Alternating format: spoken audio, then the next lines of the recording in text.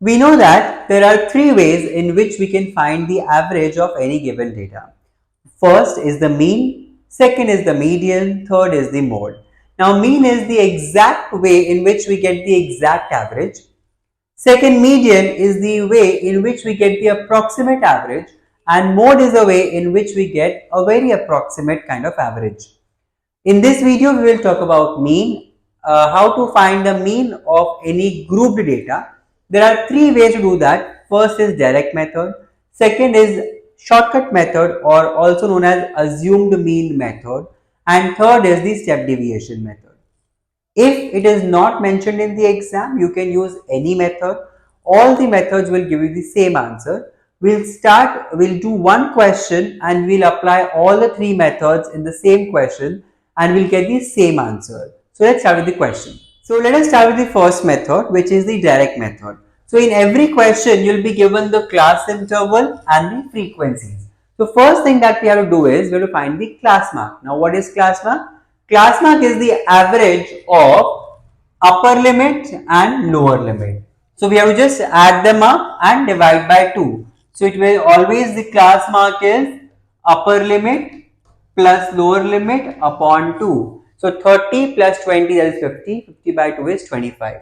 Similarly, we find for all the class intervals. And now we have to multiply frequency and class mark. So that's how you just multiply them and add them up. This is called summation XI-FI, summation of frequency and class mark multiplication.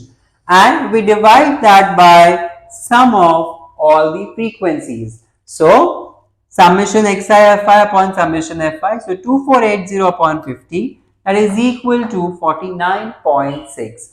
If you have small numbers, you can easily go for direct method. Just multiply them, divide them, and you get the answer.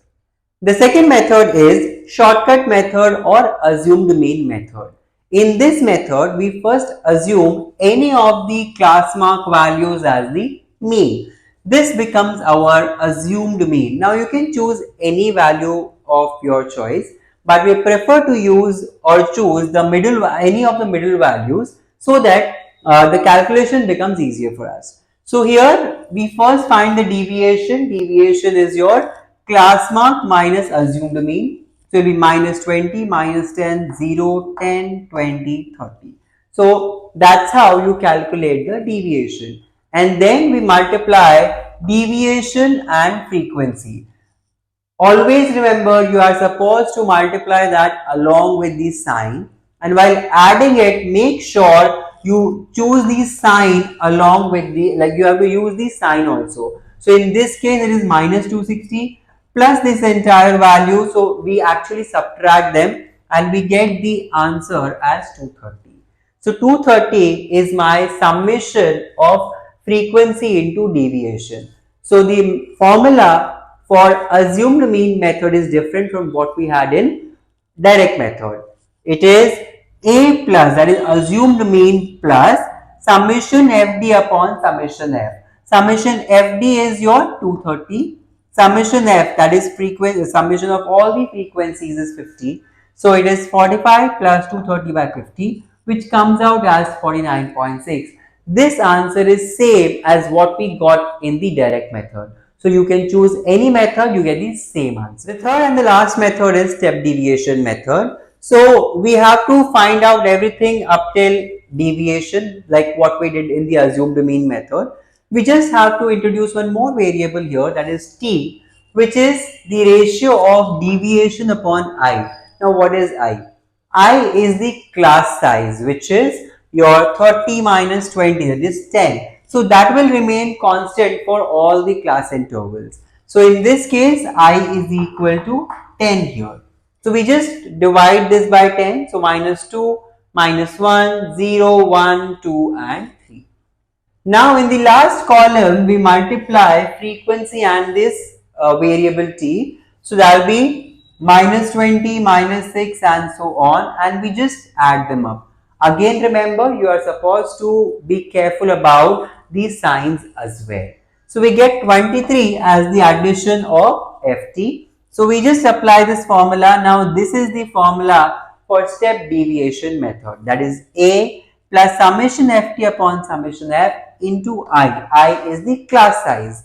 So 45 plus 23 by 50 into 10. 10 we have defined as the class size.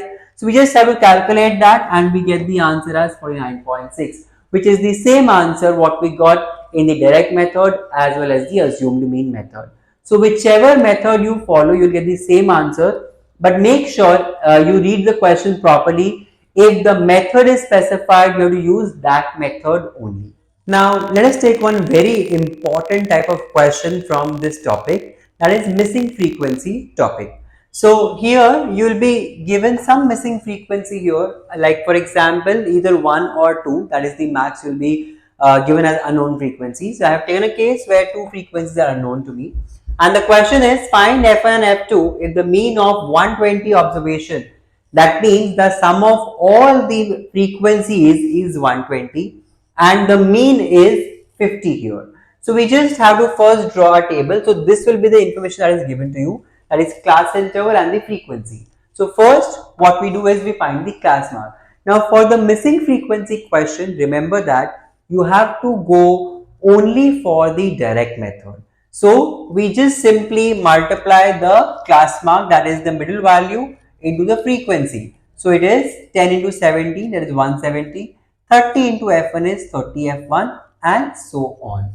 So now we calculate the sum of all the xf, that is summation xf. So remember that this 30 f1 and 70 f2 will not be added with the rest of the numbers because they contain a variable. So they will be written separately here and rest of the numbers we will add. So we have two informations here, that is sum of all the frequencies is 120. So we can directly write 17 plus f1 plus 32 plus f2 plus 19 is equal to 120. So when we solve it, we get one equation as f1 plus f2 is equal to 52. Now remember that because we have two variables here, we need two equations to solve them. So first we got with the help of frequency, second we will get with the help of mean. So we know that mean is equal to summation xf upon summation f. Summation xf, that is you have to add all of them. So we got this as 3480 plus 30f1 plus 70f2. That's what we've written here. 120 is the total number of observation or frequency ka summation, and 50 is the mean. So what we do is we just take this 120 here, it becomes 6000. We solve it and then we divide this by 10, the entire equation by 10. So we get 3f1 plus 7f2 is equal to 252. Now we have two equations here and we have two variables, we can solve them simultaneously. So we have multiplied the first equation by 3. So we get 3f1 plus 3f2 is equal to 176. We just strike the f1 thing and f2 we get as 24. We take the value of f2 and we put in the first equation. So we get f1 as 28. It is a very important type of question. You can refer your textbooks and the reference books and solve more questions of this type. It is very important for your examination point of view.